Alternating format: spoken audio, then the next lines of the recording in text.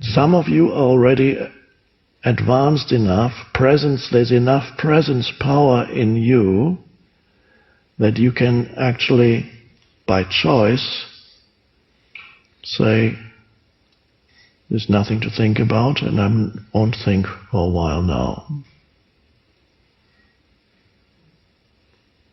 And then you can even do things in that state of complete inner alert stillness. Prepare a cup of tea, and every movement happens against a background of alert stillness. Walk from point A to point B, and every step happens against this background of alert stillness. Look around you, whatever it may be, in a room or outside, perceive everything with your senses, and all the sense perceptions happen against this background of alert stillness, without any mental commentary. And you know what you're looking at without imposing any mental label on it. When you look at a tree, you don't impose the label tree on it, but you know that you're looking at a manifestation of life. The moment you put a label on it, of course we need labels on a certain level, but we also need not to be trapped in the labels that we have given things. We need to be able to use the mental labels when they are needed, but to be entirely trapped in the mental labels that we've given to everything, that's a dreadful limitation. Because the tree everything is absolutely mysterious. Everything is miraculous and mysterious. And when you put a label on it, a mental label, you think you know what it is. But you don't. It's just a mental label. So to really get to an inner realization of a tree, for example, you have to let go of the labels. And then you can sense there's more to the tree than when you utter the word tree, than you think you know. But there's a depth to that. It's an alive being also. And I'm using just tree as an example. So to be able to, this is the practice, inviting presence, thoughtless awareness into your life as much as possible, and see how much more enjoyable things become, how you notice things around you that before were meaningless, you didn't ever look at them. You notice beauty in many places that would be called ordinary, not just beauty in things that are absolutely stand out, but beauty in seemingly unremarkable things, and aliveness in seemingly inanimate things. And that comes when you perceive the world against this background of alert inner stillness. And that is, in those times, the personality recedes. Occasionally certain thoughts may come and then they go away again, and then there's the spaciousness is back. So you'll be amazed how, as you become more familiar with that state of alert stillness, how that changes how you experience life. So you no longer experience life only as that old person that you've been stuck with since you were born. That person is still, you honor that because that's your form identity, and that person can also improve. It can learn things. It can improve in many ways. It can play in the world of form, but then the wonderful thing is the formless self or no self and who you are as a person do not remain separate. There isn't that there are times when you are completely in the formless still and alert, and then there are other times when you're involved in thinking. There's the possibility of bringing the two together, and that happens kind of naturally after a while as you invite the alert stillness into your life more often.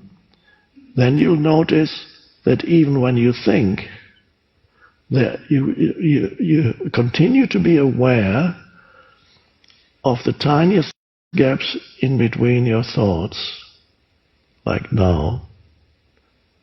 And then I speak again, and then there's another little gap. And in that you're aware of the gaps between thoughts, and you're aware, so to speak, also of a background to all thinking. That's the alert stillness is still there. And then you could engage in a discussion with someone without losing yourself in the stream of thinking, of mind, and without identifying with any mental position, which is seeking your identity to reinforce, to strengthen your identity by defending your mental position about something. You don't need it anymore because you realize no mental position is your true identity. You can still have mental positions, but without the self in them. So there's no longer a sense of me or self in your mental. Why not keep your opinions? Everybody has certain perspective on things.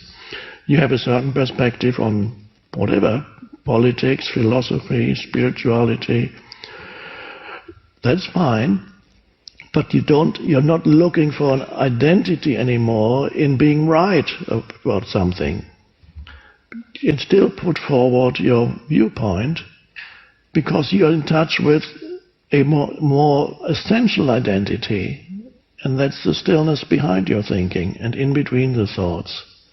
So you can sense an alertness even while you speak, in the background and in between. So the two dimensions come together, and so the way in which you use your mind changes. In fact, you're now able to use your mind, you as the consciousness. The mind is connected,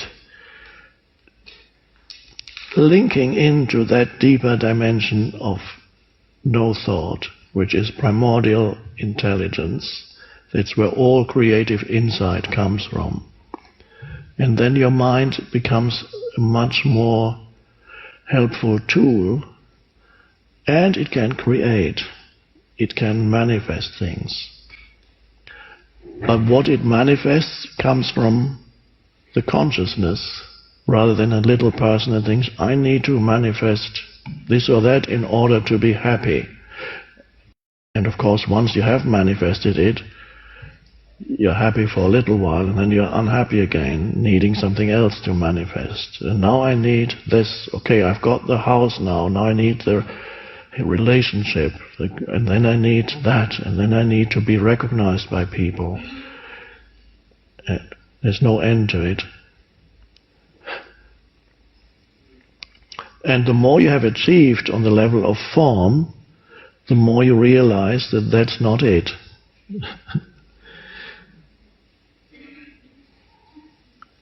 So, the two dimensions of you, here we are primarily concerned with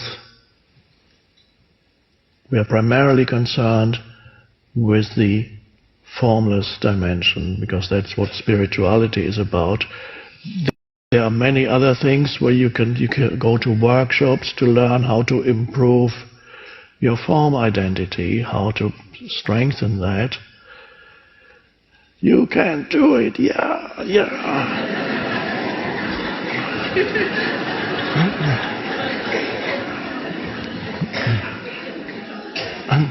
And that's fine too, that has its place also.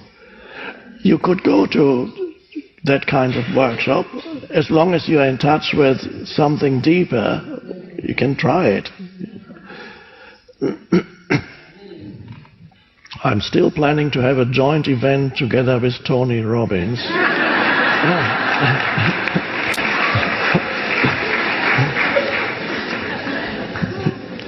But my idea about it, I don't know if it will happen, is that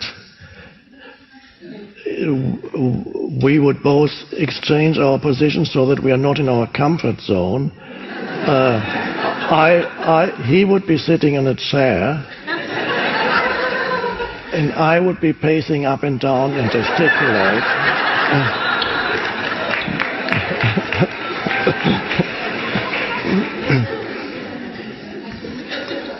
And I wonder if that position would change our teachings. That